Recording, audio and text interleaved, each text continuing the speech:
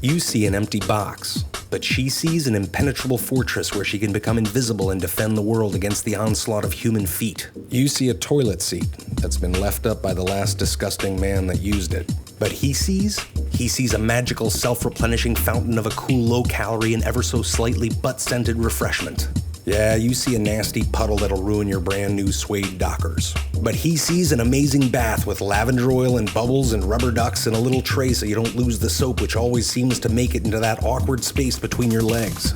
You see some IKEA drapes you hung to make sure your neighbors wouldn't see you walk around the house naked. But they see the coolest jungle gym in the world, perfectly designed for their little claws, with the fire pole that you're kind of afraid of but you try anyway, and the tire swing and the spinny thing that makes you want to puke. You see a rolled down window that makes the car a little too breezy when you start to drive fast. But to her it's the coolest theme park ever, and she's on a ride called Chase the Cars at Superdog speed, and finally, instead of having to stick her tongue out to cool down, the cool air comes to her.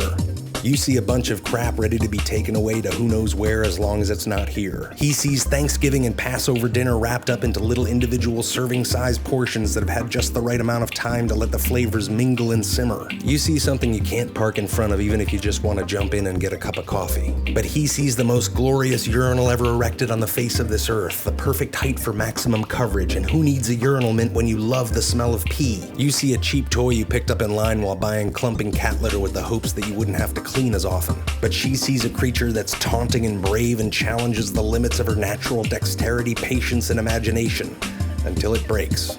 Then it sucks.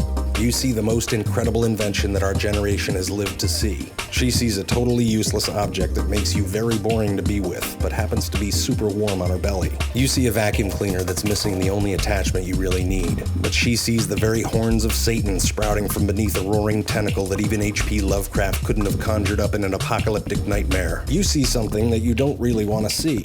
He sees a portal of the best moments in life, the moment when you catch the scent of your first girlfriend's perfume or your grandmother's apple pie. A rose garden of memories and possibility, which happened to be in a dog's ass. It's all about perspective.